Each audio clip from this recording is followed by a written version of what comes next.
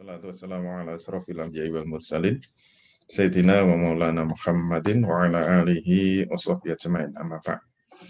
Bapak Ibu dan saudara-saudara sekalian yang dirahmati Allah, alhamdulillah kita bertemu lagi untuk melanjutkan materi semester 2. Kita sampai kepada lapis yang keempat dari ekonomi pasar syariah.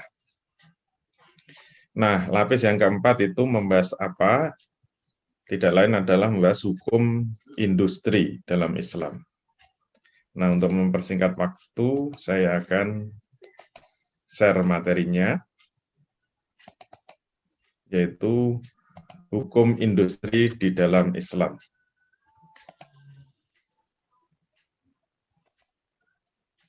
Nah, posisinya kita sudah sampai lapis 4. Jadi, kenapa ada lapis-lapis ini sudah kita ulang-ulang.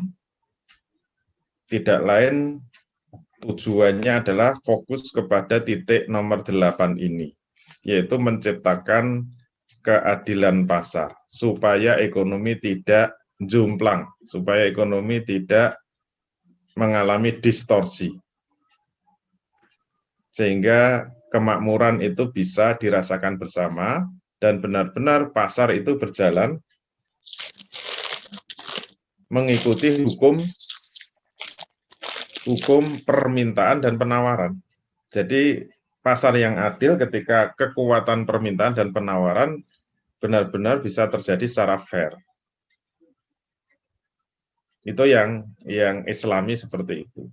Nah, kenapa itu tidak pernah terwujud di dalam ekonomi kapitalisme? Ya karena diganggu oleh aturan-aturan yang salah. Maka sebelum kita bicara pasar yang sesungguhnya, pasar yang adil, semua pengganggunya ini harus kita bersihkan. Semua aturan-aturan yang berasal dari sistem ekonomi yang salah kita bersihkan sampai 8 lapis pembersihan. 8 lapis. Nah, kita sekarang sampai lapis yang keempat, yaitu hukum industri. Nah, sebagai pengantar, kita harus paham, dalam perekonomian dunia saat ini, bidang industri dapat dipandang sebagai sektor yang memegang peran paling penting. Sehingga dapat dikatakan maju mundurnya ekonomi suatu negara, ukurannya apa? Tolok ukurnya adalah bidang industrinya. Jadi setiap negara yang dikatakan negara maju, pasti ukurannya apa? Industri. Pasti ukurannya adalah industri. Jadi kenapa ada yang disebut negara miskin, ada negara berkembang, ada negara menuju industri baru atau negara industri baru, terus negara maju, itu ukurannya semuanya industri. Kalau proporsi antara pertanian dengan industri masih dominan pertanian, tetap tidak bisa dikatakan negara maju. Atau negara industri baru nggak bisa. Jadi ukurannya tetap penguasaan negara itu terhadap sektor industri. Nah, masalahnya apa? Setiap negara yang akan menata atau mengembangkan sektor industrinya, itu pasti akan mengacu pada sistem ekonomi yang dianut. Nah, ini yang jadi masalah. Nanti apakah itu akan membawa keadilan ekonomi pasar atau tidak, sangat ditentukan sistem ekonominya. Pilihan sistem ekonomi itu akan sangat menentukan corak dan warna perindustrian yang akan dikembangkan di negara tersebut. Termasuk yang paling penting itu, apakah pengembangan industri itu akan membawa kemakmuran dan kesejahteraan ekonomi rakyatnya secara menyeluruh, atau yang menikmati hanya by 1%, of 1%, for 1%. Dari 1%, oleh 1%, dan untuk 1%. Ini pertaruhannya apa? Kebijakan di dalam pengembangan industrinya yang sangat ditentukan oleh aliran sistem ekonominya. Oke. Sebelum kita masuk kepada sistem-sistem ekonomi dalam mengatur industri, sebenarnya kunci dari industri itu apa? Atau istilahnya kalau pengen mengatur itu kan harus tahu akar permasalahannya. Karena aturan itu kan dibuat untuk mengatur masalah. Aturan itu dibuat untuk menyelesaikan masalah. Dan aturan itu pasti akan mengarah kepada akar permasalahannya. Jadi akar masalah dalam bidang industri itu apa? Yang harus diatur, yang menjadi sumber segala sumber problem industri itu apa? Kita bisa pilah menjadi 4 hal yang penting kaitannya dengan industri. Yang pertama, bentuk perusahaannya. Yang kedua, penguasaan alat-alat industrinya. Yang ketiga, pengembangan modal industrinya. Yang keempat, persoalan ketenaga kerjaan dalam bidang industri. Ternyata untuk model perusahaan itu pembahasannya adalah pada hukum perseroan. Sudah sendiri, kemarin sudah selesai. Sampai tuntas tas persoalan perseroan.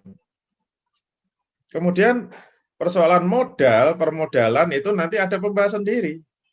Permodalan, hukum-hukum permodalan. Nanti lapis ke-7. Dan persoalan ketenaga kerjaan ternyata juga ada pembahasannya sendiri, yaitu hukum-hukum ketenaga kerjaan. Berarti apa? Akar masalah industri itu pada poin yang kedua, yaitu pada persoalan penguasaan atau kepemilikan alat-alat industri. Kalau tidak bisa tuntas dalam menyelesaikan akar masalah ini, maka selamanya problem industri itu membawa malapetaka yang nggak ada ujung pangkalnya, nggak akan selesai selamanya, dan tidak ada cerita ekonomi itu untuk kepentingan kesejahteraan bersama, nggak ada ceritanya. Kalau tidak bisa menyelesaikan akar masalah dari industri itu. Jadi untuk butir 1, 3, dan 4, 1, 3, dan 4 sebenarnya tidak terkait langsung dengan persoalan industri, tapi memang ada kaitan secara tidak langsung gitu loh. Nah, oleh karena itu fokus nomor 2 sekarang. Bagaimana pandangan ekonomi kapitalisme terhadap penguasaan atau kepemilikan alat industri? Ternyata semua sama dan konsisten ya, namanya sistem ekonomi itu konsisten. Sistem ekonomi kapitalisme memiliki pandangan yang khas terhadap kepemilikan alat industri yang adil. Itu seperti apa? Ada pandangan yang khas, pengaturan yang khas, pengaturan yang unik menurut kapitalisme beserta turunan-turunannya. Nah, pandangan yang adil terhadap kepemilikan alat industri itu adalah bahwa kepemilikan alat-alat industri itu hak semua manusia. Seluruh sektor swasta, individu dipersilahkan secara bebas untuk memiliki dan menguasai alat-alat industri. Jadi setiap individu maupun swasta bebas memiliki alat-alat industri. Konsekuensi dari pandangan tersebut di dalam sistem ekonomi kapitalisme, bagi individu maupun swasta tidak hanya dibebaskan dalam kepemilikan alat produksi, tapi juga bebas dalam memproduksi barang apapun, juga bebas dalam mengembangkannya, memperbesarnya, memperbanyak ragamnya, tanpa ada batasan-batasan lagi. Nah, dampak dari pandangan itu seperti apa? Selalu dampaknya ada dan sama. Munculnya persaingan bebas tanpa batas dalam kepemilikan alat-alat produksi.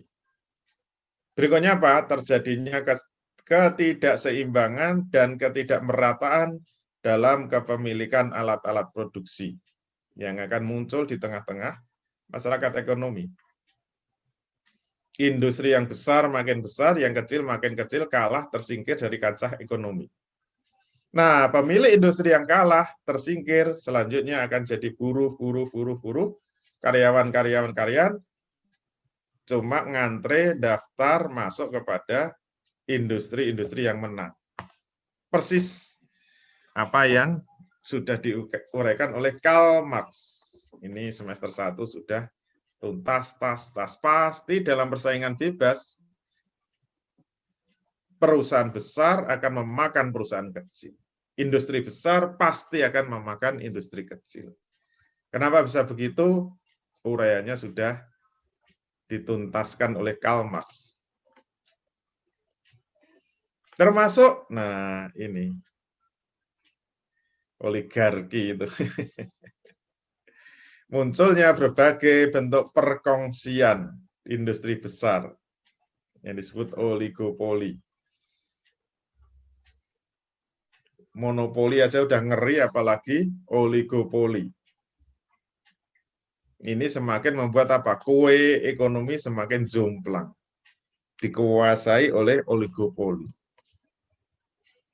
Jadi kalau misalnya ya di Indonesia ada pabrik-pabrik mobil, mereknya beda-beda, jangan dianggap mereka bersaing. Mereka itu adalah oligopoli. Mereka itu sebenarnya berteman. Kenapa? Mereka nanti menaikkan harga, ya menaikkan harga bareng-bareng, menurunkan ya menurunkan bareng-bareng, menciptakan seri mobil ya sama semua. Ada kelas 1000 cc, 1500 cc, nanti ada 2000 cc, ada 2500, ya kompak semua. Itu namanya apa? Oligopoli.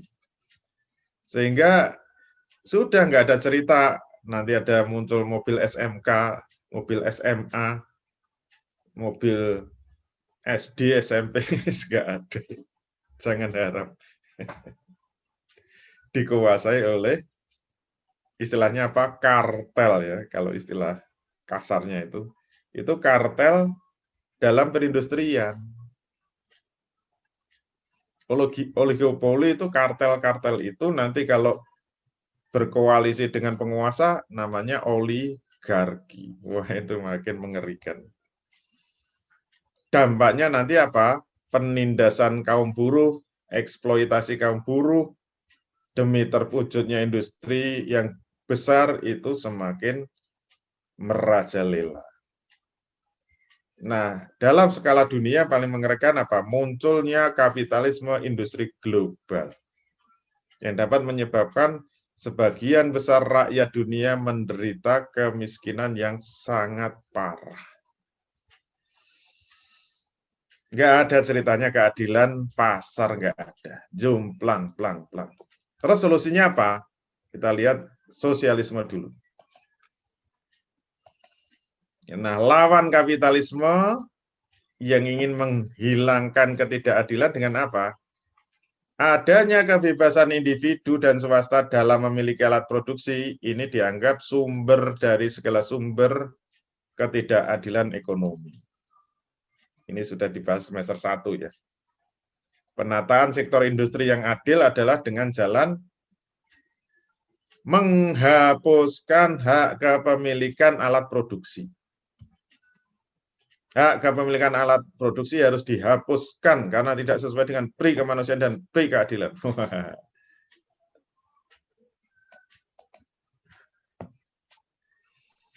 Sehingga kepemilikan alat industri itu semuanya nanti akan dikuasai oleh negara. Negaralah yang harus berperan dalam mengatur produksinya, harganya, distribusinya, sampai upah-upah buruhnya dari semua industri dikuasai negara, kemudian dimanfaatkan sebesar-besarnya untuk kemakmuran rakyat. Wah, ini kan mulia sekali kan. Nah, apakah itu terwujud? Hancur ternyata, ambiar semua.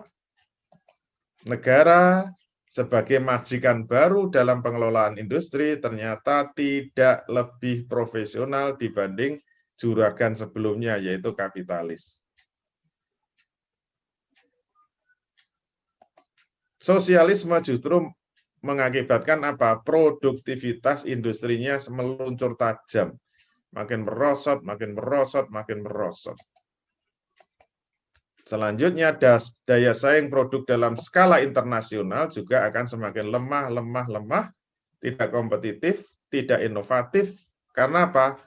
Terjadi demotivasi. Selalu begitu kan.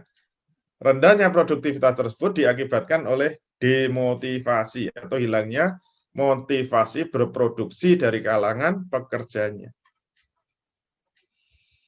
Kenapa? Karena kepemilikan individu dihapuskan. Ya, kalau sudah nggak punya harapan untuk memiliki ya, terus kerja giat untuk apa? Kerja serius untuk apa? Kerja sungguh-sungguh untuk apa?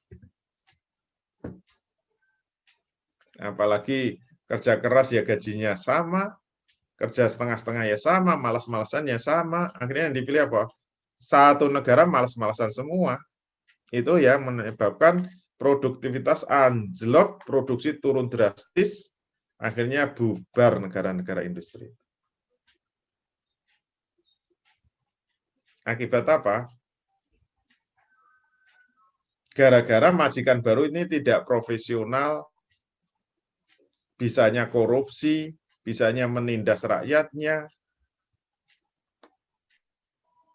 malah kalah sama kapitalis. Yang mengkritik, yang mengkoreksi malah hancur terlebih dahulu. Nah, baik, sekarang kita masuk Islam. Bagaimana pandangan ekonomi Islam? Wah, ini penting sekali. Dalam semester 1 yang selalu kita katakan apa? Solusi Islam selalu out of mind, di luar jangkauan pemikiran manusia. Selalu out of mind. Terpikir aja enggak. Kenapa? Karena pilihannya kan dua ini kan.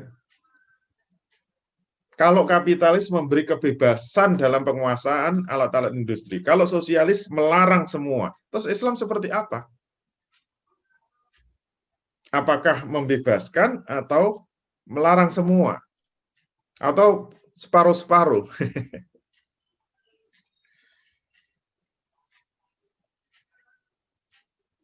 Nah, Islam selalu memberikan aturan yang khas, yang beda dengan kapitalis dan beda dengan sosialis. Nanti begitu terus. Di luar jangkauan akal manusia. Karena ini sandarannya adalah wahyu. Sandarannya adalah dalil.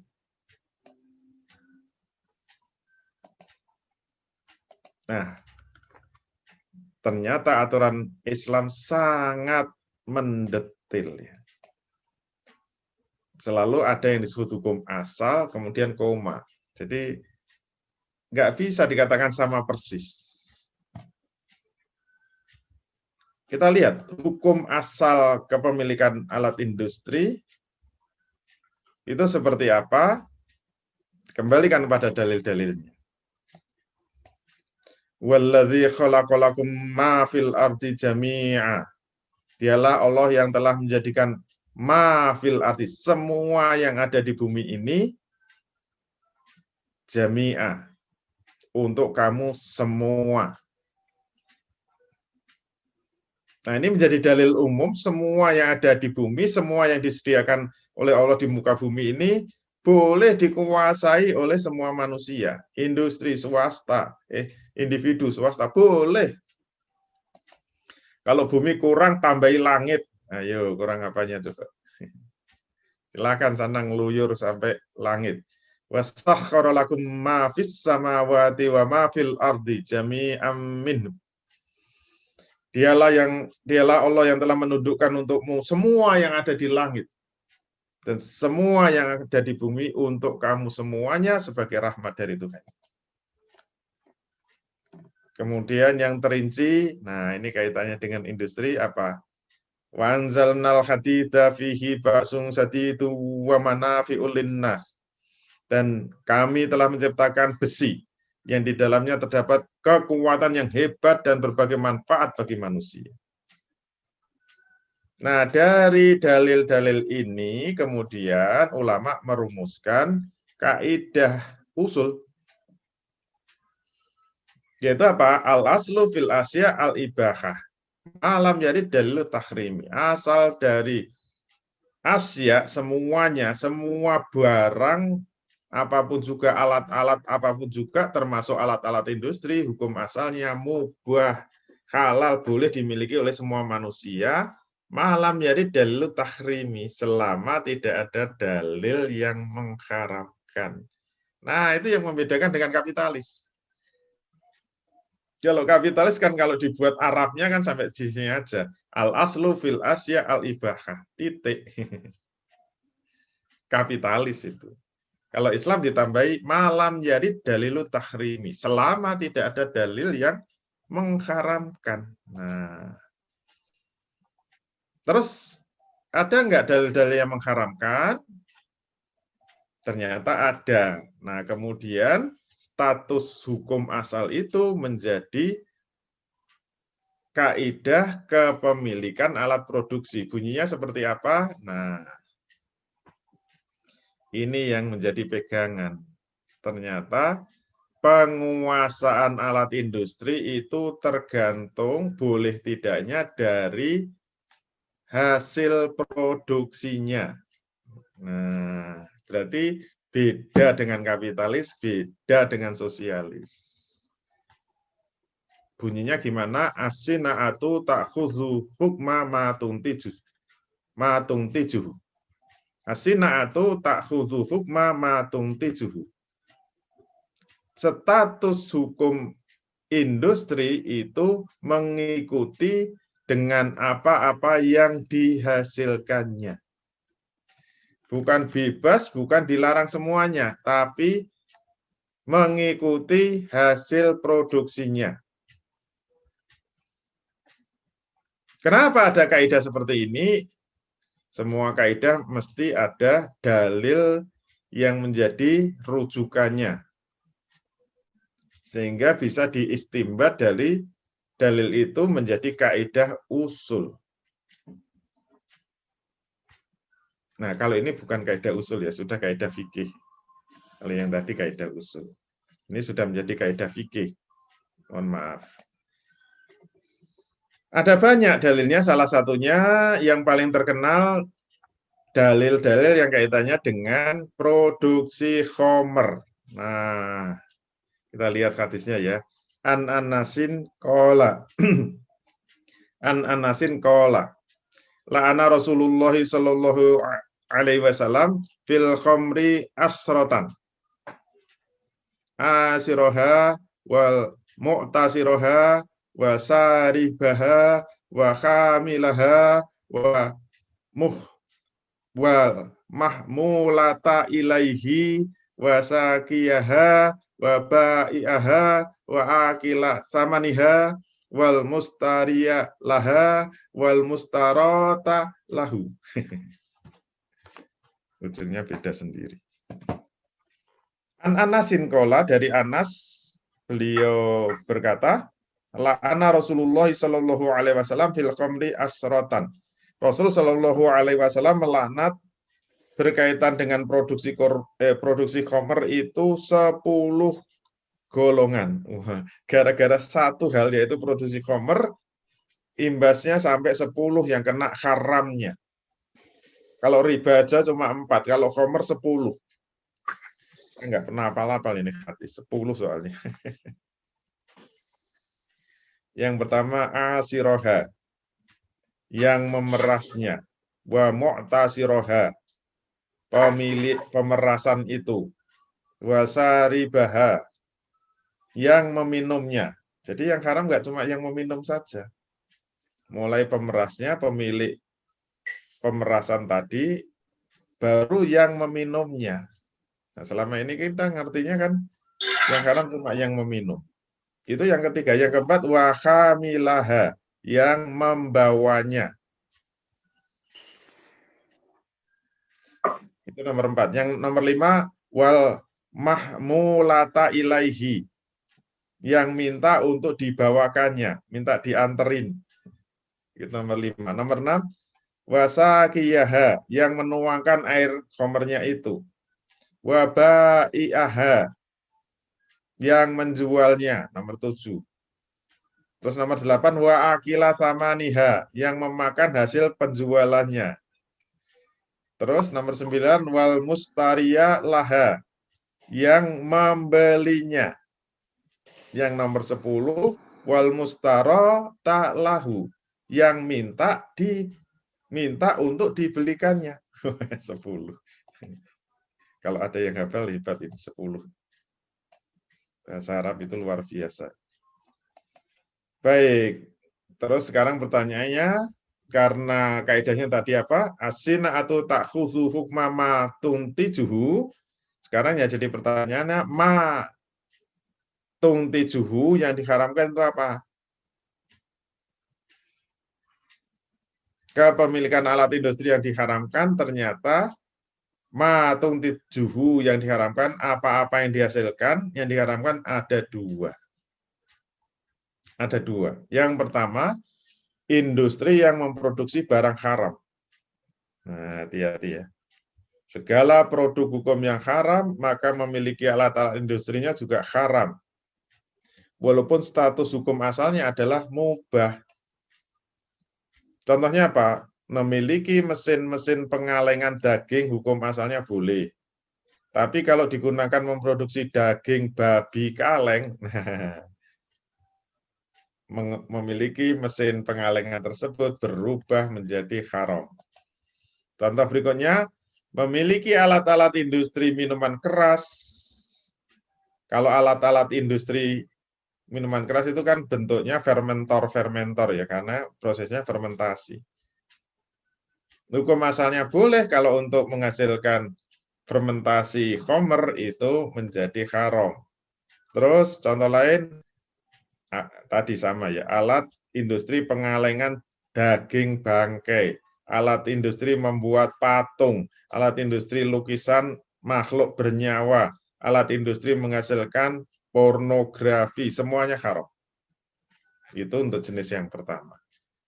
Untuk yang kedua, nah hati-hati, ternyata industri yang menghasilkan kepemilikan umum. Segala produk yang hukumnya masuk kategori kepemilikan umum, maka memiliki alat industrinya juga haram. Walaupun status hukumnya boleh. Contohnya apa? Memiliki alat-alat atau mesin-mesin pertambangan, seperti penggilingan batu, blower, mesin dengan ban berjalan, mesin-mesin traktor, pengeruk, bulldozer, semuanya hukum asalnya boleh. Tapi kalau itu untuk industri pertambangan yang besar, hukumnya jadi haram. Jadi hukum asal memiliki alat-alat tersebut boleh, namun jika digunakan memproduksi untuk kepentingan tambang-tambang yang besar, maka hukumnya berubah menjadi haram. Jadi haram dalam memiliki alat-alat industri tersebut. Nah, yang masuk kategori kepemilikan umum apa saja? Kita ulangi lagi ya. Kemarin pertemuan kedua sudah kita bahas, kita ulangi lagi.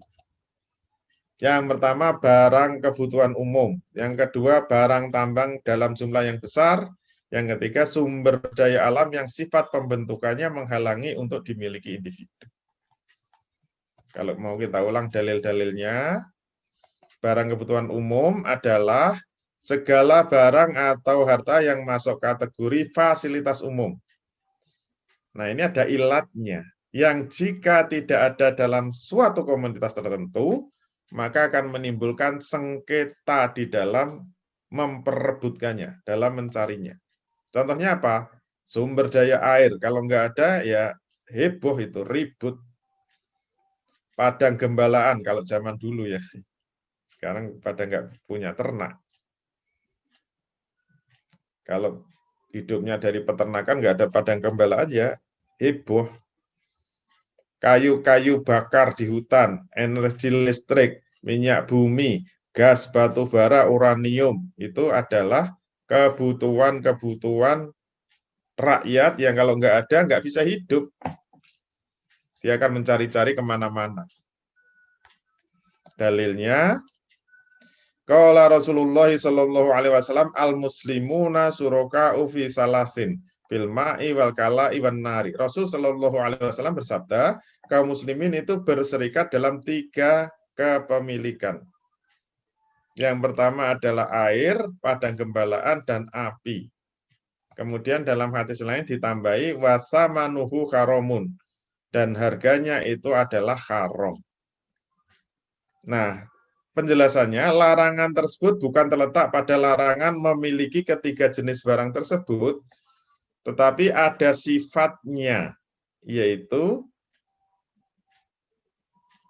dari segi apakah barang itu pas dibutuhkan oleh orang banyak atau tidak.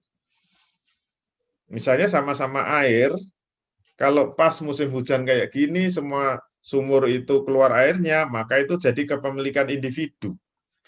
Tapi kalau pas musim kemarau, semua sumur mati, tinggal 1 sumur, semua butuh dengan sumur itu, maka status sumur itu harus berubah menjadi kepemilikan umum. Tidak boleh dimiliki individu. Nanti langsung diatur oleh negara. Jadi negara dalam kepemilikan umum hanya mengatur atau mengelola saja. Itu berarti ada ilat, yaitu apa? Menjadi kebutuhan bersama. Nomor 2, tambang-tambang yang besar. Tambang-tambang yang besar atau tambang yang tidak terbatas jumlahnya, yang tidak habis-habis, itu masuk kategori kepemilikan umum. Dalilnya apa? Ini sudah sering kita sampaikan. Annahu wafada ila Rasulillahi sallallahu alaihi wasallam. Fastaqta'ahul milha faqata'alahu. Walamma awwala qala rajulun minal majlisi. Atadri ma qata'talahu. Innama qata'talahu alma al-idda. Qala fantaza'ahu. Sesungguhnya dia ini adalah Abiyad bin Khamal ya. Pernah meminta kepada Rasul Shallallahu Alaihi Wasallam untuk mengelola tambang garamnya. Lalu Rasul memberikannya. Setelah dia pergi, ada seseorang yang dari majelis kemudian bertanya, wahai Rasul, atadri ma kotok talahu, tahukah engkau apa yang telah engkau berikan kepadanya? Innama kotok talahu alma al idda. Sesungguhnya yang telah engkau berikan kepadanya itu seperti air yang mengalir, nggak ada putus-putusnya. Itu maksudnya tambangnya besar gitu. Kemudian perintah Nabi fantaza'ahu. Ambil kembali itu, tarik kembali tambang itu. Nggak boleh dimiliki individu. Nah, dari situ kemudian disimpulkan kalau tambangnya kecil boleh dimiliki individu, kalau besar tidak boleh. Oke. Alhamdulillah. Sekarang nomor 3, sumber daya alam, tapi tidak titik ya. Ada ilatnya lagi ini. Yang sifat pembentukannya mencegah untuk dimiliki secara pribadi. Status kepemilikan umumnya itu ditinjau dari faktanya. Barang-barang itu faktanya memang tidak mungkin dimiliki individu. Contohnya apa? Jalan. Coba bayangkan kalau jalan di kapling itu, ya nggak bisa. Ada jalan kok di kapling terus didirikan rumah. Termasuk bikin rumah di atas jembatan nggak bisa, di atas rel nggak bisa. Memiliki seluruh gunung ya nggak bisa. Danau dimiliki pribadi ya nggak bisa. Sungai, laut, dan sebagainya, dari segi faktanya memang tidak mungkin dimiliki individu. Kalau dari sungai kemudian diblok, sehingga yang lain-lain nggak bisa lewat, ya itu nggak mungkin dimiliki individu. Nah, salah satu dalilnya apa? Qulna ya Rasulullah, ala nabni laka baitan yuzilluka bi minna. Qala la minna munahu man sabako. Sahabat itu pernah usul kepada Rasul, wahai Rasul, maukah kami bangunkan rumah untuk engkau mabit di Mina. Jadi kalau haji itu kan ada mabit di Mina. Mina itu padang luas yang digunakan jamaah haji untuk mabit. Biasanya selama 4 hari atau 5 hari untuk lempar jamroh. Ternyata Rasul menolak, nggak boleh, nggak boleh. Minna munahuman sabako. Mina itu tidak boleh dibangun rumah-rumah pribadi. Mina itu tempat tinggal bagi orang yang lebih dahulu datang. Yang datang bikin kemah situ. Yang datang berikutnya sampingnya. Setelah selesai ibadah haji, bubar, bongkar lagi. Nggak boleh dimiliki individu. Itu contoh tempat yang itu harus menjadi milik umum. Nah, kalau itu dimiliki individu, apalagi dibisniskan, ya memang menguntungkan kalau bisa ngapling-ngapling di sana itu. Dijual mahal ya tetap laku keras. Itu tidak boleh. Nah, manfaat yang diharapkan apa? Pertumbuhan ekonomi. Nah, kalau Islam nggak ada dampaknya, kalau kapitalis ada dampaknya, sosialis ada dampaknya. Kalau Islam pasti ada manfaatnya, pertumbuhan ekonomi. Kenapa? Dengan kebolehan bagi individu maupun swasta untuk memiliki alat-alat industri secara bebas, kecuali yang diharamkan, maka motivasi berproduksi akan terus terjaga, terus bisa ditingkatkan. Dengan tidak adanya batasan mengembangkan berbagai jenis industri, asalkan halal, maka segala bentuk kreasi, inovasi, pengembangan produksi dari industri bisa terus ditingkatkan. Nah, hal ini bisa menjawab kegagalan sistem ekonomi sosialis dalam meningkatkan produksi, dalam meningkatkan daya saingnya, dan dalam menghilangkan demotivasi. Nah, hilang itu problem sosialis. Kemudian, pemerataan ekonomi. Ini yang gagal dari kapitalis. Larangan bagi individu-individu maupun swasta untuk memiliki industri yang menghasilkan kepemilikan umum diharapkan menghentikan nafsu kapitalisme dalam mengangkangi, mengeksploitasi berbagai kepemilikan umum yang itu sebenarnya menguasai hajat hidup orang banyak. Kayak jalan itu harusnya ya jalan untuk semua rakyat. Jangan ada jalan swasta, jalan tol, lewat bayar. Itu melanggar ekonomi Islam. Haram itu hukumnya. Nanti lewat tol nggak mau bayar, ya nggak bisa lewat. Nggak boleh, itu termasuk kepemilikan umum. Jalan raya, termasuk tambang-tambang. Tambang tembagapura isinya apa?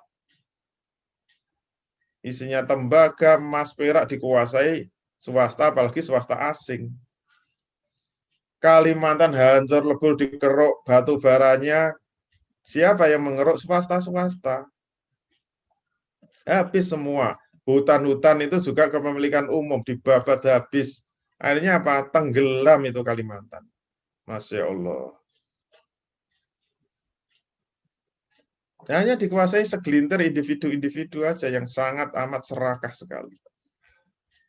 Terus, larangan bagi individu maupun swasta untuk memiliki industri yang menghasilkan produk haram diharapkan menghentikan nafsu kapitalisme yang mau mengeksploitasi hal-hal yang haram itu. Kenapa? Karena produk haram kalau dibolehkan itu menyerap perputaran uang. Satu saja diskotek diizinkan, hiburan malam diizinkan, itu yang kesedot apa? Semua produk haram. Nanti sabu-sabu, pil ekstasi, narkoba, semuanya masuknya ke sana. Nggak mungkin kan jualan jilbab di diskotek kan nggak mungkin. Sing tuku sopo. Dan itu perputarannya sangat tinggi per malam itu. Ya untungnya sekarang ada pandemi, dilarang. Dulu tesis S2 saya pernah itu. Saya cari data-datanya. Tapi sama pembimbing saya nggak boleh karena hanya data sekunder, dianggap kurang ilmiah. Perputaran uang hitungannya kan satu diskotik bisa semalam menampung, kalau kelas sedang itu 5.000.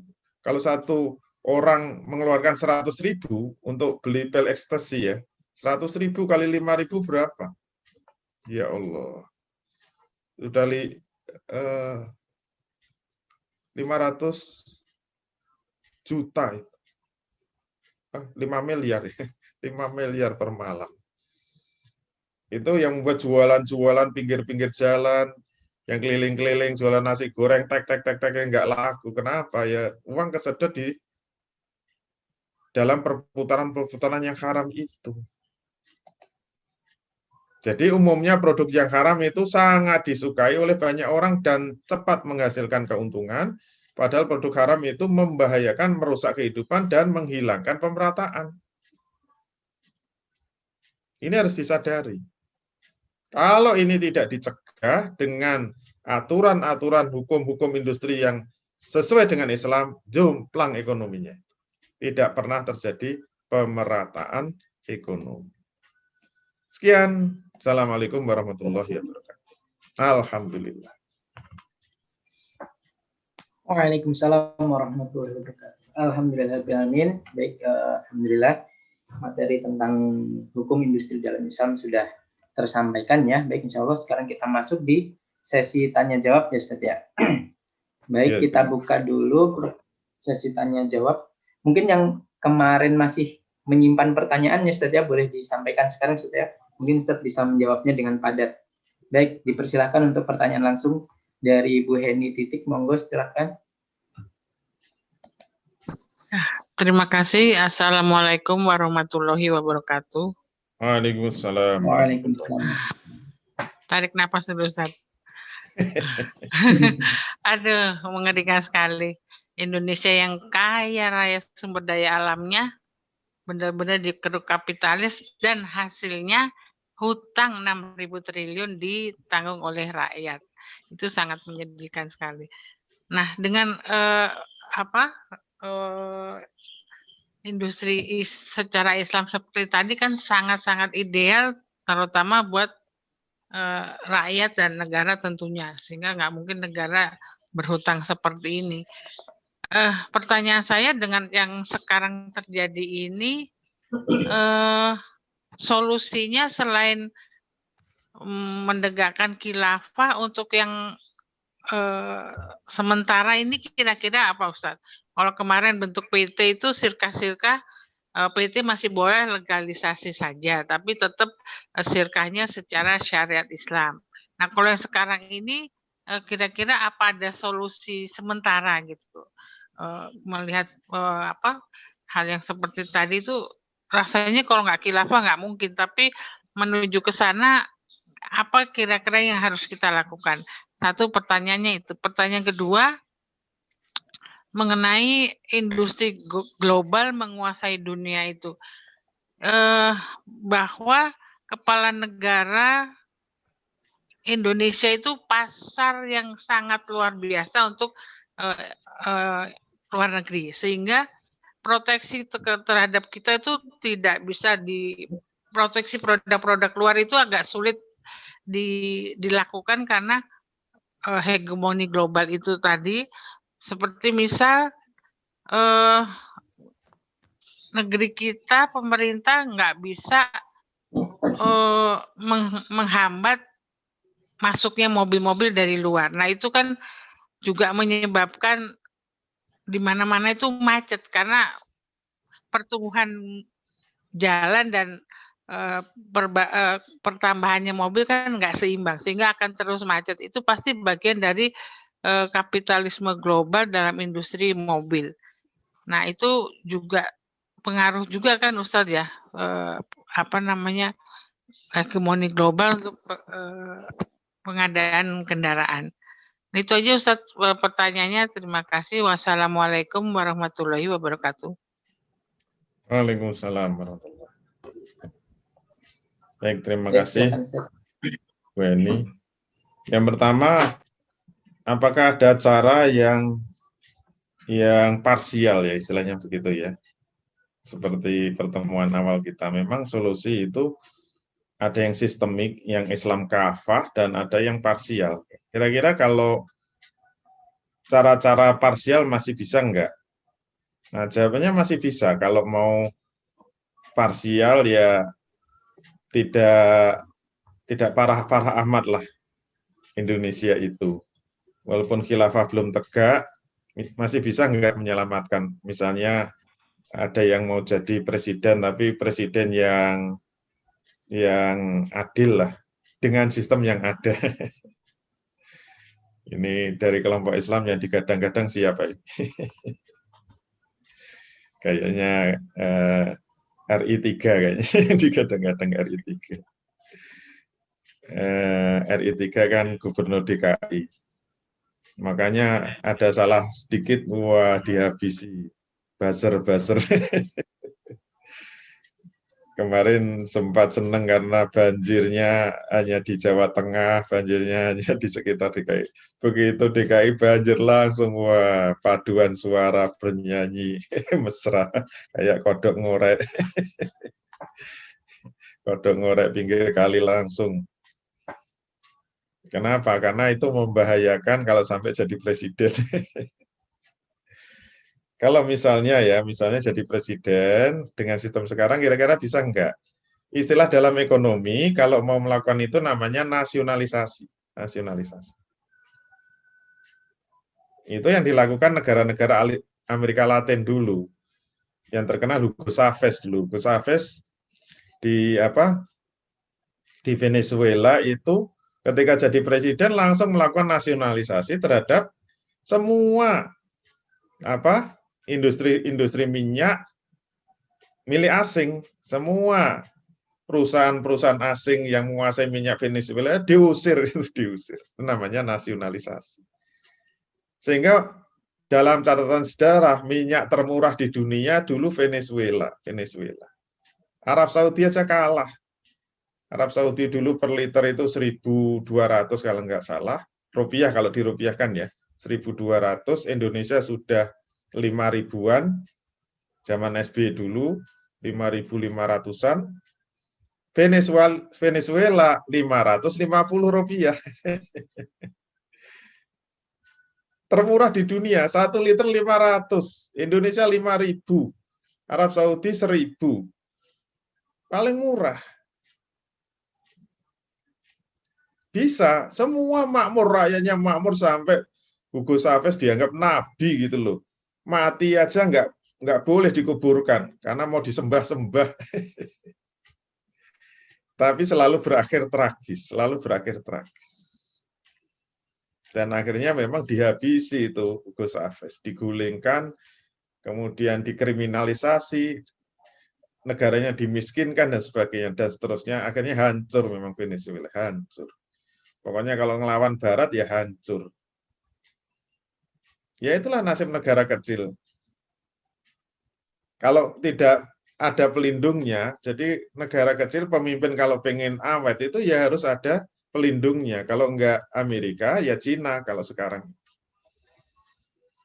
Kalau enggak ya dihabisi, itu pasti dihabisi. Ya, nanti dilihat aja. Menghabisi pemimpin itu gampang banget. Dolarnya digoncang sedikit aja ambruk itu.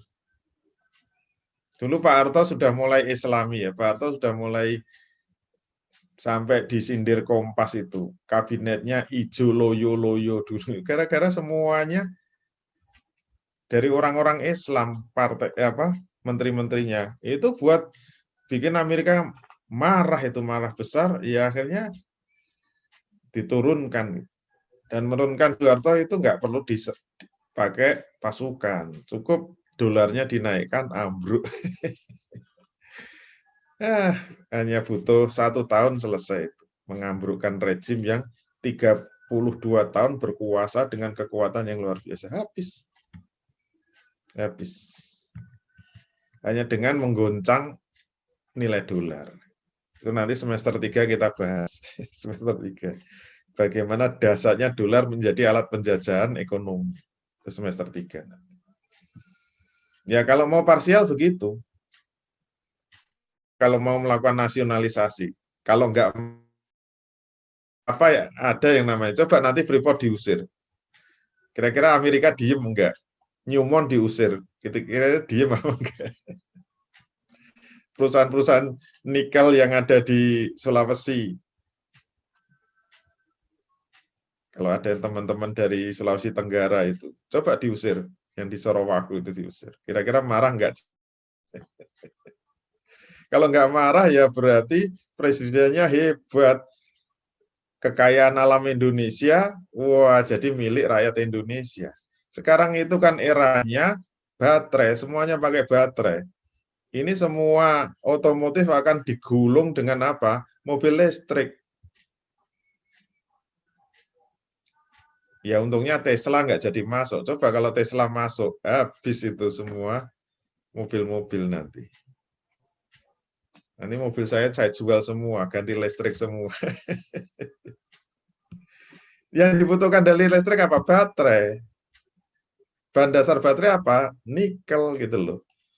Sumber nikel yang paling gede mungkin seluruh dunia ya di Sorowaku itu. Yang ada di Sulawesi Tenggara. Coba kalau itu diusir. Wah, super kaya kita ini. Ada presiden yang berani ngusir. Itu namanya solusi parsial. Namanya istilah ekonominya nasionalisasi. Nasionalisasi. Berani ya monggo saja silakan. Yang nomor 2 apa? Mengenai tidak bisa melindungi negeri kita ini dari serbuan produk-produk asing apapun itu. Iya. Karena negara maju itu menguasai produksi 75% produksi dunia itu dihasilkan negara maju, sementara penduduknya hanya 25%. Coba bayangkan produksinya 75%, penduduknya 25%. Yang 50% dipasarkan di mana? Kalau tidak menjebol tembok proteksi negara-negara berkembang yang padat penduduknya kayak Indonesia, kayak India, termasuk Cina, yang padat-padat penduduknya itu, harus dijebol. Kalau enggak mereka mati, industrinya mati semua. Karena overproduksi. Terjadi ekses produksi, terlalu banyak produksinya. Harus dipasarkan di negara-negara berkembang yang padat penduduknya. Nah, sekarang pertanyaannya, berani nggak nutup tembok proteksinya terus dibangun mobil SMK? Mobil SMK itu hayalan, Ustaz. Nggak ada wujudnya dari dulu sampai sekarang. Bukan khayalan, tidak berani bangun itu. Kalau berani mewujudkan itu, dihabisi. Mau berapa periode lagi? Kalau Seperti sudah tadi, nggak kalau berani kalau sudah nggak nasionalisme kerasan, juga. Iya. Gimana? Kalau seperti tadi Venezuela berani nasionalisme itu nasionaliskan produk-produk asingnya, nasionalisasi itu kan dihabisi. Berarti kalau ada pemimpin yang berani seperti itu ya nasibnya nggak bakalan lama gitu. Jadi iya sama. Kembali lagi solusi utamanya ya sistem ekonomi Islam yang menyeluruh seluruh dunia gitu. Iya, Ustaz. Menegakkan sistem ekonomi Islam harus di-backup oleh negara yang superpower juga. Nanti semester 3 makin kelihatan. Hanya urusan mata uang saja. Kalau kalau bicara tentang dinar dirham, mata uang emas, tidak bisa kalau tidak di-backup oleh negara superpower. Nanti dihabisi. Semua begitu. Makanya Islam kalau pengen jaya harus punya negara superpower. Jangan mimpi. Kalau negaranya kayak Venezuela ya habis. Harus superpower. Dan jangan khawatir, superpowernya itu tidak hanya hitungan manusia. Super powernya itu ada pelindungnya, yaitu Allah Subhanahu wa taala. Langit dan Karena bumi. sunatullahnya kalau negara itu berdiri pasti akan diserbu oleh negara sekutu. Seperti Madinah dulu. Ketika Madinah berdiri, langsung dikepung oleh tentara Ahzab, tentara sekutu. Dalam catatan sejarah, dalam sirah dikatakan yang mengepung itu 24.000 pasukan. Sudah mengelilingi dengan senjata yang super lengkap, super canggih. Mereka sudah mengepung Madinah. Sampai tidak ada satu akses pun yang bisa menghubungkan Madinah. Habis itu sampai cadangan makanannya. Dan tentara di Madinah cuma 3.000.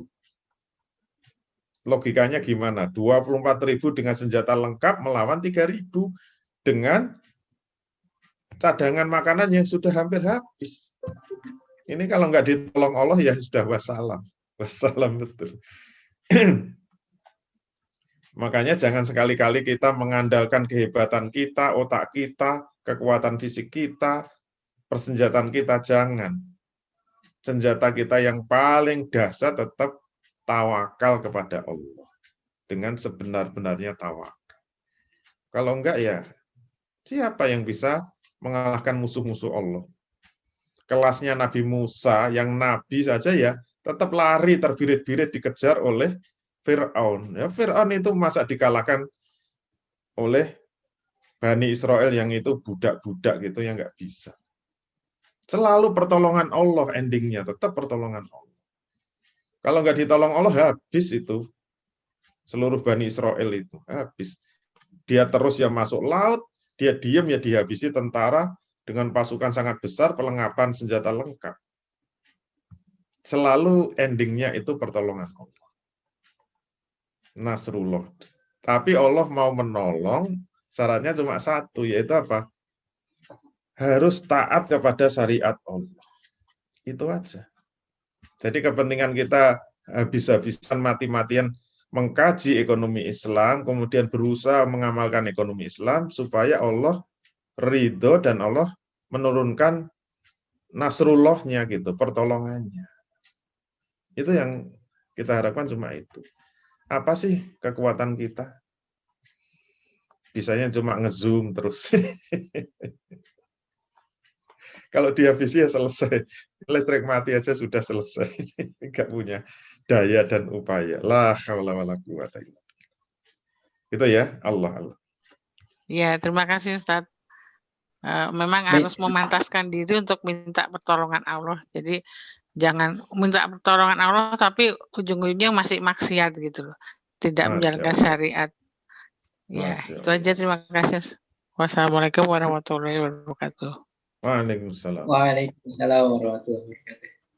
Baik, begitu ya, insya Allah semoga bisa dipahami. Kita lanjut ke pertanyaan kedua.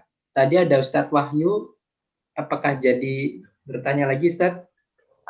Udah terjawab tadi. Oh, udah terjawab, baik, terima kasih. Langsung ke pertanyaan kedua ya, dari Bu Ziah, monggo silakan Bu. Assalamualaikum warahmatullahi wabarakatuh. Waalaikumsalam. Ustadz, menyambung pernyataan Bu Jenny tadi dan keterangan Ustadz bahwa kita ini Indonesia atau seluruhnya dunia ini bisa tegak syariat Islam itu hanya dengan melibatkan Allah. Berarti harus taat pada syariat Allah. Dan kita yakin dengan surat yang tercantum di surat Muhammad ayat 7. Kita harus bela agama Allah dan Allah pasti bela kita dan meneguhkan kedudukan kita. Bahwa itu kita akan terus siarkan, dakwahkan ke seluruh saudara-saudara kita. Namun secara teknisnya Ustadz, seperti Ustadz katakan tadi bahwa teknologi yang akan terjadi saat ini adalah teknologi baterai. Yang di Sarawako itu pertambangan nikel. Juga tambang-tambang Indonesia yang lainnya juga, kan Indonesia amat sangat kaya. Bahkan kalau memang dihitung-hitung itu adalah, sebenarnya Indonesia adalah negara superpower kalau memang dikelola dengan benar. Karena kekayaan Amerika, kekayaan Indochina, atau negara-negara lain itu tidak melebihi kekayaan Indonesia. Kita dengan Cina hanya kalah di jumlah penduduknya aja. Namun di kualitas atau misalnya katakan masih mayoritas Islam itu mungkin insya Allah masih kita yang terbanyak. Nah, ini bagaimana ya PR teknologi kita ini loh, bagaimana kita mulai seperti RI3 itu, mulai kita dukung, tapi kita memang tetap tujuan kita ya khilafah gitu loh. Kita tetap membuat Anies-Anies baru, Anies-Anies yang banyak di segala, mungkin yang sekarang ini masih dalam bentuk kepartaian, tapi partai Islam. Kita harus terus bersatu gitu loh, Ustadz. Namun bagaimana ya Ustadz untuk teknik-tekniknya itu loh Ustadz, biar supaya kayak kita ini para mak-mak jalanan Ustadz, saya tuh mak-mak jalanan yang terus berani turun ke jalan untuk menggerakkan mak-mak ini untuk terus siap membela kebenaran. Bagaimana ya Ustadz teknik-tekniknya itu kita menyatukan para intelektual Islam itu loh. Para intelektual Islam itu di sini apakah sudah bersatu? Para ulama itu, para ustadz itu, apakah sudah jangan berpikir lagi tentang khilafiyah lagi gitu Ustadz? Mungkin Ustadz bisa memberikan pencerahan ke kita ketemu Ustadz. Demikian, wassalamualaikum warahmatullahi wabarakatuh. Waalaikumsalam. Ya, terima kasih Bu Zia. Jadi tadi Bu Eni sudah menyampaikan juga bahwa kalau ingin dapat pertolongan dari Allah, kuncinya memang kita harus memantaskan diri untuk tidak bermaksiat kepada Allah. Itu sebenarnya ungkapan yang mudah diungkapkan, tapi sebenarnya berat untuk dilaksanakan, diamalkan memang berat sekali. Jadi perjuangan ini memang tidak cukup hanya dengan punya niat yang baik dan tujuan yang baik. Yang paling berat itu apa? Perjuangan ini harus dengan niat yang baik, tujuan yang baik, dengan cara yang baik. Atau dengan niat yang benar, tujuan yang benar, dan harus dengan cara yang benar. Sekarang ini umat Islam sebenarnya sudah muncul kesadaran yang baik, punya niatan yang baik, punya tujuan yang baik. Menurut saya tinggal satu sekarang PR-nya, yaitu bagaimana mewujudkan niat yang baik, tujuan yang baik itu dengan cara yang baik, atau dengan cara yang benar. Dengan cara yang benar. Ini menurut saya yang PR yang belum selesai. Kenapa? Kalau kita tidak menggunakan cara yang benar, ya Allah tidak ridho. Allah nggak akan menurunkan pertolongannya. Karena tujuan yang benar kalau dilakukan dengan cara yang salah itu namanya maksiat juga. Saya kasih contoh yang ekstrim dan ini benar-benar terjadi ya. Dulu ada teman saya suka sama seorang perempuan, tapi perempuannya Nasrani, non-Muslim. Dan ketika dia mau menikahi nggak boleh sama orang tuanya. Kecuali harus pindah agama. Kalau mau menikahi anak saya, kamu harus masuk Kristen. Akhirnya dia punya niatan yang baik. Niatnya sangat mulia, yaitu pengen mengislamkan wanita itu, bahkan mengislamkan bapak ibunya, mertuanya diislamkan semua, sampai sekeluarganya diislamkan. Niatnya baik kan? Tapi caranya gimana coba? Caranya perempuan itu dihamili gitu loh. Dihamili sampai ketahuan hamil 4 bulan, bapaknya marah-marah, minta pertanggungjawaban, ya jawabannya enteng aja, saya siap menikahi. Syaratnya apa? Anak bapak harus masuk Islam, bapak harus masuk Islam, ibu harus masuk Islam, adik-adiknya harus masuk Islam, kakak-kakak. Akhirnya masuk Islam semua. Gara-gara apa? Gara-gara niat yang baik dan mulia ini. Setuju? Kan nggak setuju. Kenapa? Itu dengan cara yang salah. Nah, mohon maaf, Bapak Ibu sekalian, sekarang banyak niat yang baik, tapi masih dengan cara yang salah. Cara salah yang sangat vital yang menimbulkan murka Allah, sebesar-besarnya murka Allah, itu kalau ingin memperjuangkan Islam dengan cara demokrasi. Kalau masih antorikil demokratiyah dengan menggunakan metode demokrasi, mohon maaf, Allah akan marah besar, tidak akan ridho. Jalan demokrasi itu jalan setan. Itu jalan yang dibuat setan dan hanya akan membawa umat Islam ke neraka itu. Jangan menempuh jalan itu. Walaupun diiming-iming kayak apapun, jangan tergoda dengan jalan demokrasi. Itu hanya membawa ke neraka. Itu analoginya pengen meraih kemuliaan, kemenangan dengan menghamili anak gadis tadi. Demokrasi itu jalan setan. Demokrasi itu pengabdian tertinggi, penyembahan tertinggi itu kepada manusia. Itu kemusyrikan. Masa kita pengen naik haji melalui perdukunan kan nggak boleh. Kemusyrikan itu. Seperti perdukunan. Kita datang ke dukun, pengen menggandakan uang supaya bisa naik haji. Apakah hajinya diterima? Kita ingin memperjuangkan Islam, menegakkan Islam, tapi melalui jalan demokrasi. Ingat, demokrasi itu jalan yang dibuat setan agar manusia tidak mengabdi kepada Tuhan, tapi mengabdi kepada manusia. Sesama manusia itu kan kemusyrikan. Demokrasi itu dari rakyat, oleh rakyat, untuk rakyat.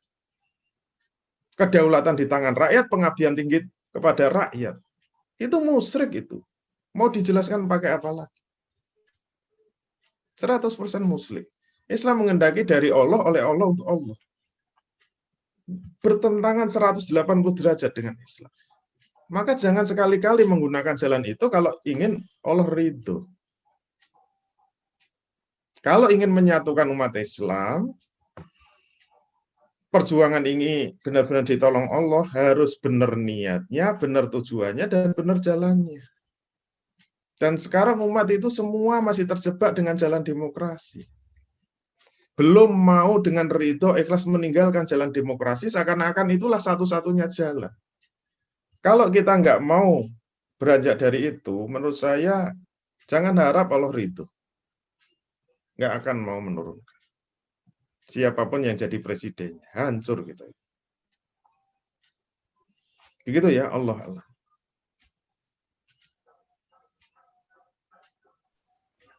Masih kurang puas, Ustadz, karena itu loh, untuk kita sebentar ini kan untuk berusaha menjadi banyak-banyak penguasa dulu. Nanti dari penguasa itu dengan kebijakan-kebijakannya itu yang mungkin ke arah Islami gitu, Ustadz. Jadi mungkin kata Ustadz, ya kita parsial dulu, baru terus ngarah itu, tapi tujuannya itu gitu loh, Ustadz. Gitu loh, karena untuk ya saya tuh masih bingung gitu, Ustadz. Jadi saya udah mulai menggerakkan ya ke teman-teman saya. Pokoknya tinggalkan demokrasi, kita minta ganti sistem Islam gitu loh pada saat itu. Cuma untuk jalan ke sananya itu tuh kita tuh masih itu loh, Ustadz. Belum ada tuntunan yang jelas, Ustadz. Iya, kalau metodenya, jalannya tidak dibahas dengan jelas, ya mesti tidak jelas. Ya, mohon. Nah, ini kan perlu ada porsi penjelasan sendiri. Sebenarnya cara berpikir kita itu kan cuma dua saja. Kalau kita ingin sukses itu PR kita dua. Kita harus menyelesaikan fikrohnya dulu, konsepnya, teorinya, istilah kalau dalam partai ya platformnya.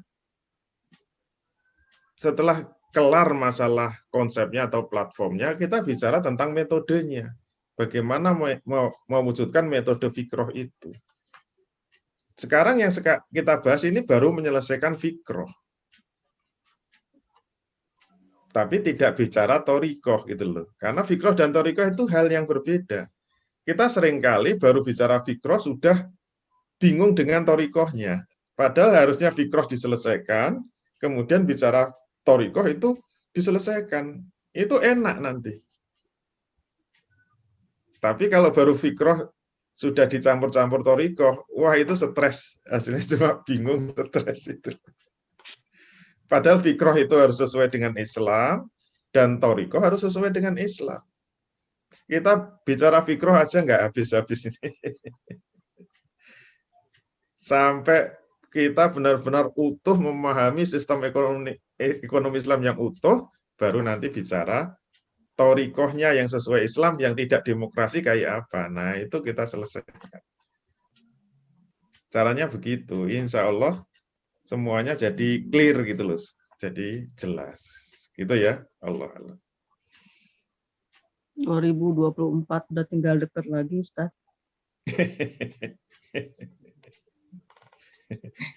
Santai aja, Bu. Kemarin Selesaikan juga waktu pada saat torikoh. pemilihan gubernur itu loh, yang pilkada serentak juga itu sudah mulai banyak sih yang meninggalkan.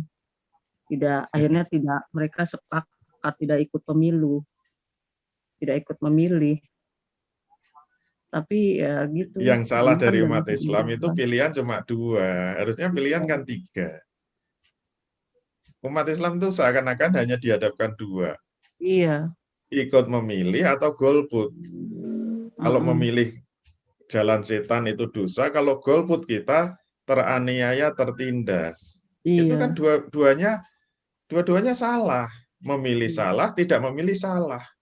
Iya. Padahal masih ada alternatif ketiga. Alternatif ketiga apa? Tidak memilih, terus tidak titik kalau alternatif ketiga.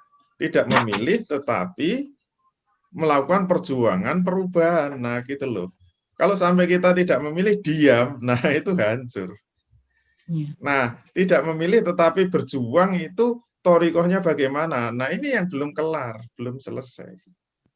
Kalau umat Islam itu ngerti jalannya, ngerti torikohnya, berarti kan ada pilihan ketiga.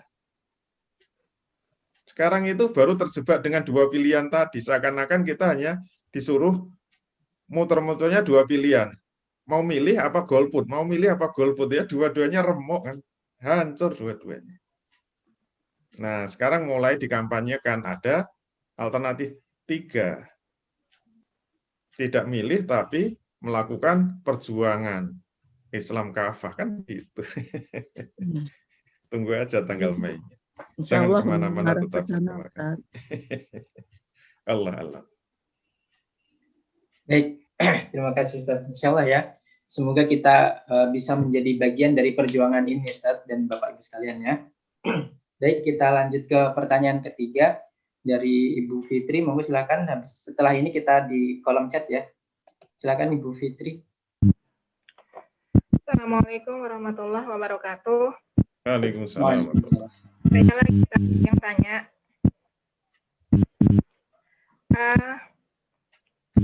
Pertanyaannya mungkin tidak beda jauh, tapi kan mengganjal ya. Jika dasar berpikirnya, pertama kita harus memantaskan diri di hadapan Allah. Berarti kita harus menjalankan yang kafah. Ya tadi ya. Lalu cara, lalu implementasinya, nanti kan gitu. Jika tidak, akan mengundang murka Allah.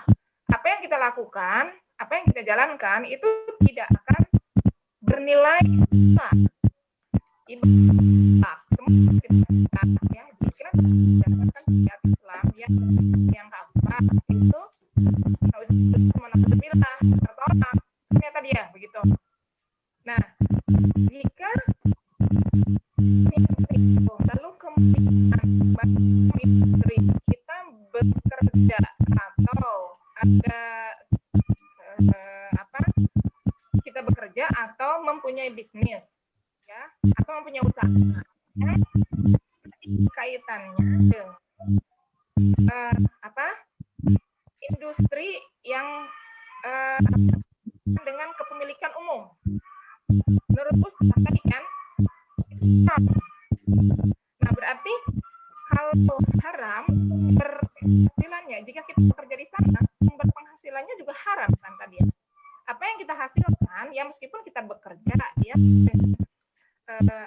tidak melakukan hal-hal yang di luar, tidak melakukan kesalahan, gitu ya. Tapi karena sumbernya haram, ya, haram. Ya, apalagi kita, nah sekarang, apalagi dalam kondisi sekarang, sesudah kuliah, sudah paham ya bahwa oh ternyata ya tempat kita bekerja itu ya menurut syariat Islam itu haram. Ya, karena ya seperti contohnya tadi, kalau produksi ya kita tidak bekerja di sektor industri yang bergerak di minuman keras misalnya, tapi kan yang tadi kepemilikan umum ya misalnya karya dan sebagainya itu kan umum, berarti haram kan gitu. Nah, ini banyak sekali ya apa yang terkena keharumannya banyak sekali. Nah, jika kita berada di lingkungan industri seperti itu, bukankah kita kerjanya gitu ya tadi ya. Nah, solusinya itu kita harus berhenti bekerja di situ gitu. Atau jika sudah punya bisnisnya, kita harus menutup bisnisnya, berhenti dari bisnis tersebut. Itu tadi. Terima kasih.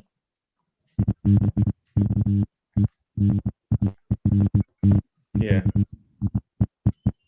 Baik. Terima kasih Bu Fitri. Suaranya putus-putus ya.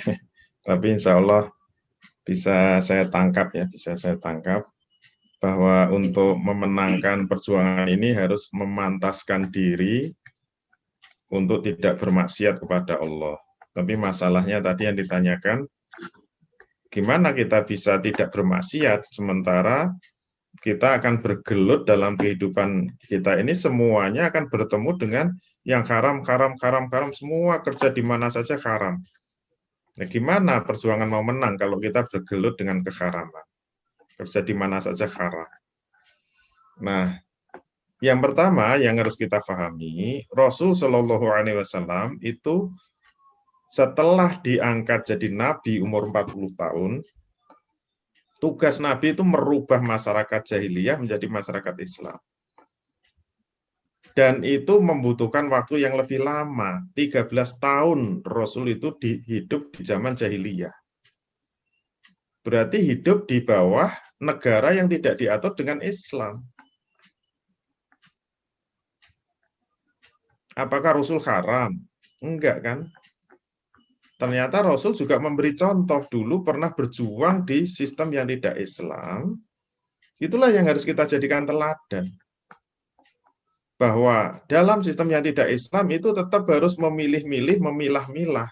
Tetap ada sumber-sumber yang halal. Nah, inilah kita yang harus mati-matian tetap berjuang agar tetap berada pada jalur bisnis yang halal. Karena Rasul juga pernah hidup di zaman jahiliyah dalam sistem yang tidak Islam. Tapi Rasul juga bermuamalah, melakukan bisnis, melakukan muamalah. Dan Rasul tentu tidak dosa. Kan tidak mungkin Rasul dosa. Nah, inilah yang harus kita lihat. Bagaimana tetap bisnis bermuamalah di sistem yang tidak Islam, tapi tetap halal gitu loh. Itu yang pertama. Kemudian yang kedua, jadi yang pertama itu maksudnya tidak ada yang tidak mungkin dalam perjuangan dalam sistem yang tidak Islami. Tidak ada yang tidak mungkin untuk bisa tetap berada pada kehalalan dan keridhaan. Kemudian yang kedua, nah ini nanti masuk pada materi ekonomi Islamnya. Tapi nanti semester 6, kira-kira semester 6. Ketika kita sudah masuk muamalah yang mikro. Hukum muamalah itu ternyata hanya dinilai oleh Allah dari zahirnya saja. Jadi Nabi bersabda, nahnu nahkumu bidzahir. Kita ini umat yang dibebani dalam muamalah itu secara zahirnya saja. Zahir itu maknanya apa? Dari akad-akad transaksinya sudah terpenuhi rukun syaratnya atau tidak. Alhamdulillah kita tidak dibebani dengan yang di belakangnya gitu loh.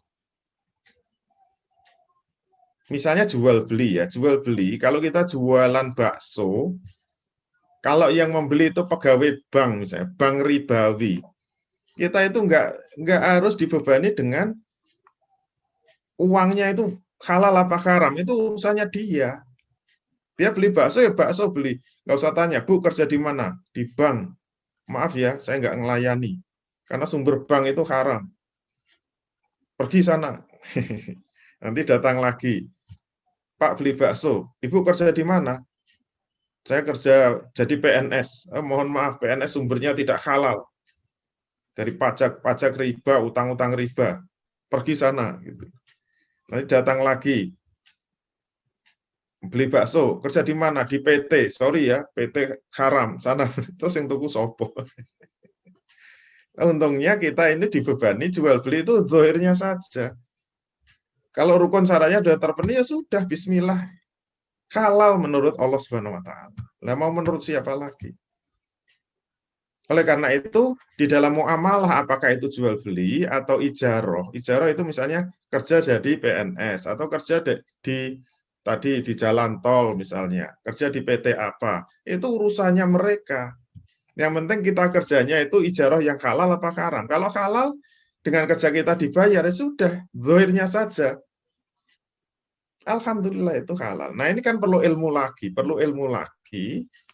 supaya kita ngerti mana yang halal dan haram. Dalam sistem yang tidak islami pun kita dituntut untuk tetap halal gitu loh.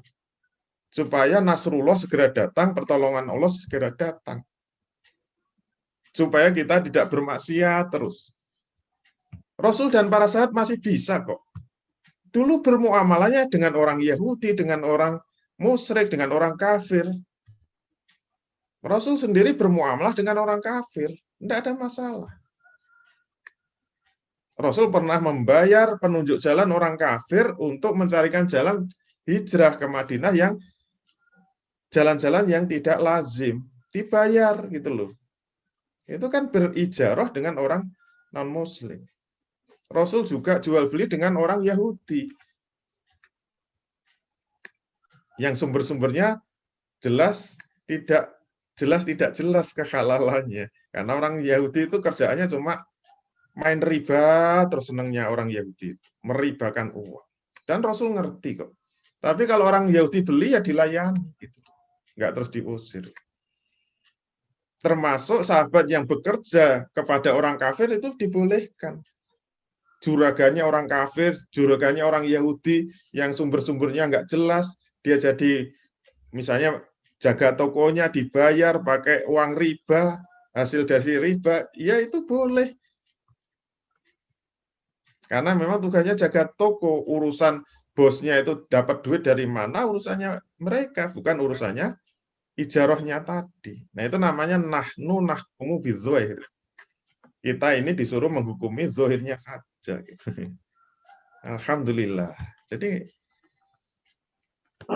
jangan terlalu berputus asa dengan pertolongan. Insya Allah. Gitu ya. Allah. Ya, alhamdulillah. Menginginkan kejelasan ya tadi ya seperti kerja supaya sangat memahami ke artinya. Enggak dengar Ibu. Suaranya kecil sekali. Kecil ya tadi ya? Iya kecil banget. Baik tadi. Dari tadi putus-putus. Terima kasih. Assalamualaikum warahmatullahi wabarakatuh. Waalaikumsalam warahmatullahi wabarakatuh. Baik, ya, insya Allah bisa dipahami ya.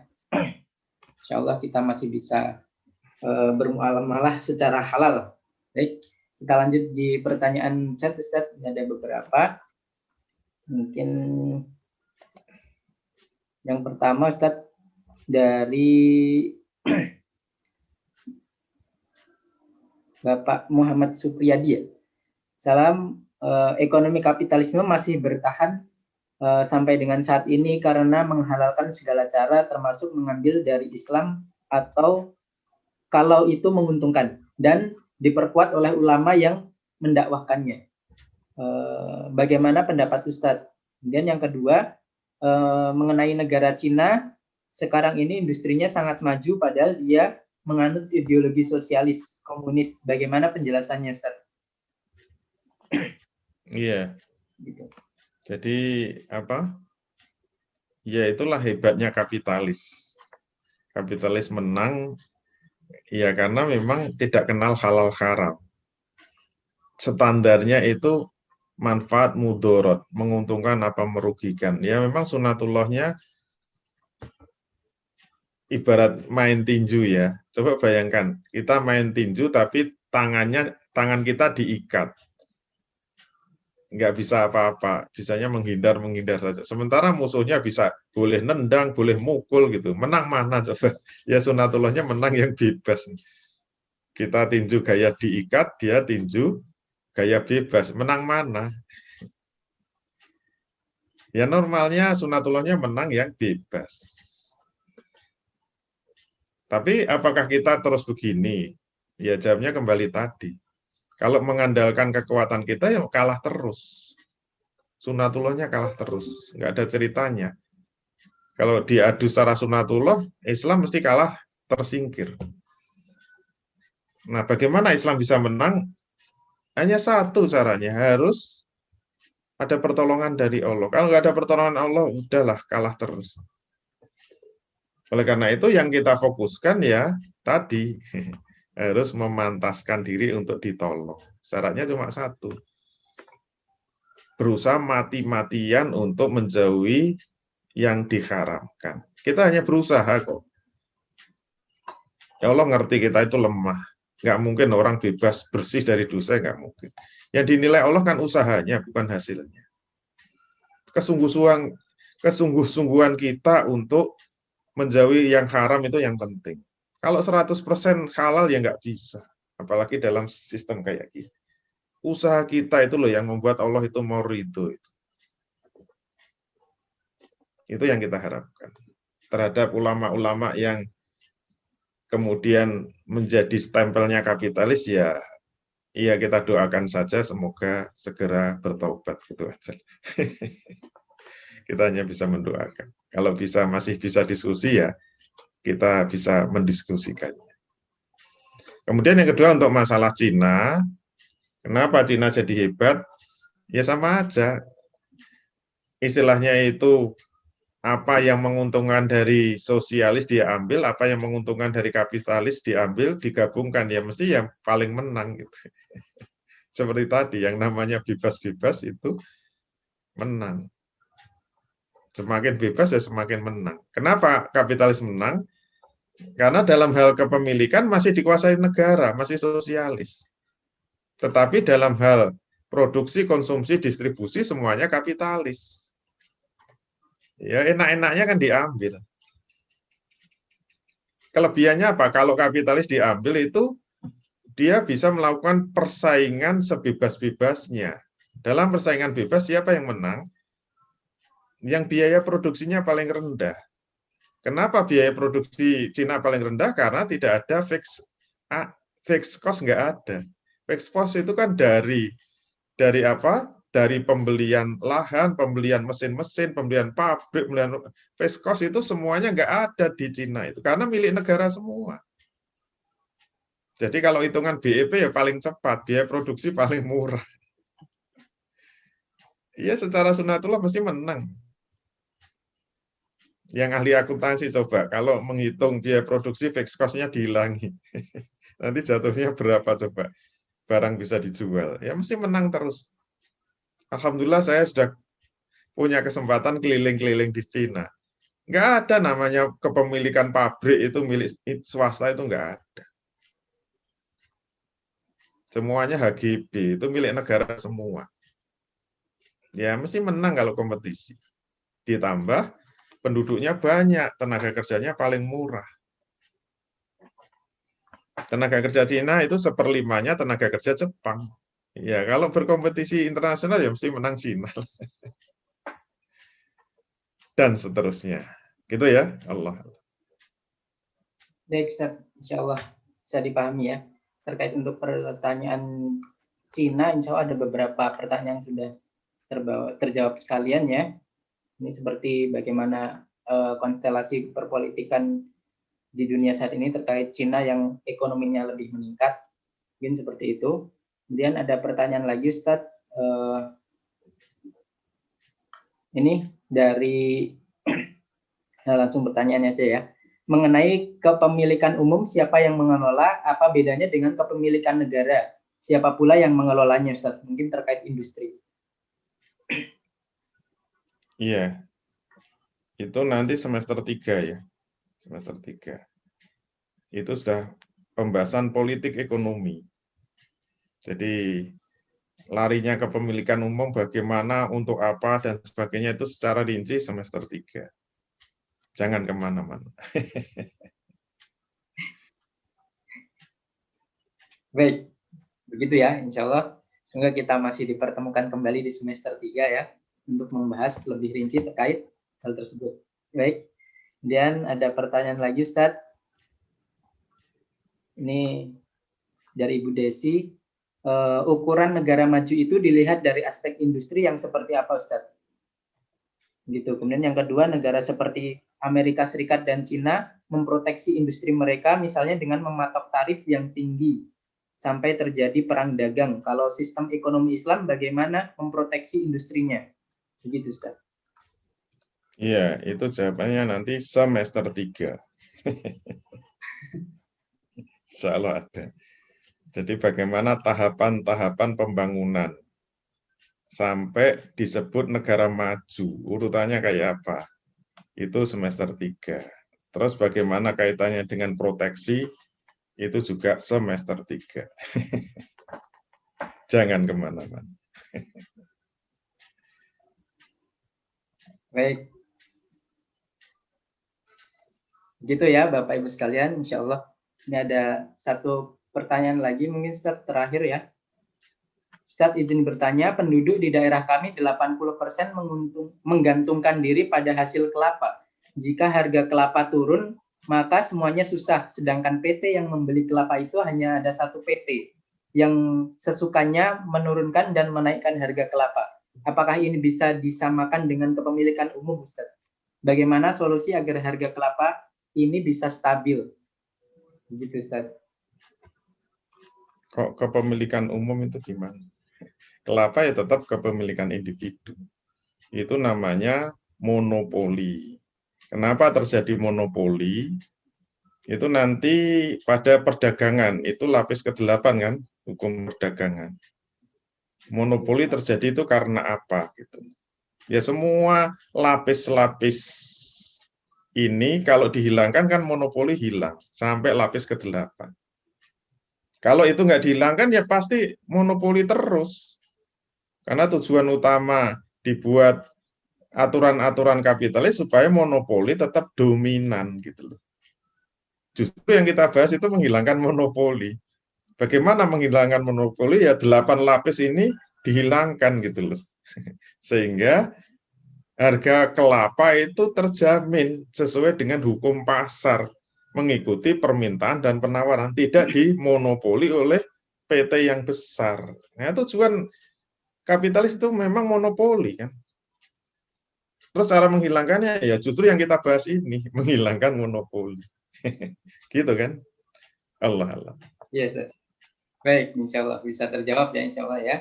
Jadi harapannya kita semua bisa mengikuti perkuliahan ini secara runtut dan keseluruhannya, begitu, karena saling berkesinambungan. Baik, karena waktu sudah menunjukkan jam 9.40 lebih ya, kita ada satu pertanyaan terakhir, Ustadz, mungkin sekaligus closing statement ya, Ustadz, dijawab singkat. Ustadz, boleh tidak menerima hadiah berupa uang dari teman yang baru saja mendapat keuntungan dari transaksi haram? Begitu, Ustadz. Mungkin seperti yang zohirnya tadi. Iya. Sekaligus closing statement. Itu nggak bisa singkat jawabannya itu. Jadi hadiah yang haram itu masih dibagi-bagi lagi. Seperti apa ya semoga kesempatan lain nanti kita bahas. Tapi itu memang sangat mikro. Kalau nunggu memang sampai semester 6 baru muncul. Jadi memang intinya ada yang boleh, ada yang nggak boleh. Tergantung haramnya itu seperti apa. Karena haram itu masih dibagi 3 nanti. Jadi jangan kemana-mana, tetap bersama kami. Semoga kita masih diberi kesabaran, keistiqomahan, dan keikhlasan untuk belajar dan memperjuangkan ilmu yang kita sudah dapatkan. Demikian dari kami, mohon maaf kalau ada kekurangan. Assalamualaikum warahmatullahi wabarakatuh. Waalaikumsalam warahmatullahi wabarakatuh. Baik, syukran jazakumullah khair Ustaz atas penyampaian materinya dan jawaban-jawaban pertanyaannya. Insya Allah semoga kita bisa istiqomah dalam perkuliahan ini, dalam menuntut ilmu ini. Begitu ya untuk pertemuan hari ini.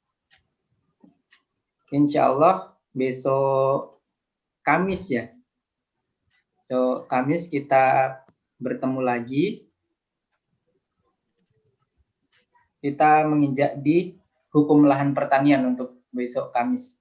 Insya Allah semoga bisa dipersiapkan oleh Bapak Ibu sekalian.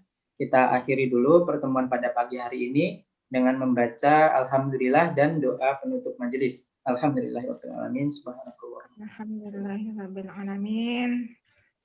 Jazakumullah khairan. Saya selaku MC mohon maaf apabila banyak kesalahan.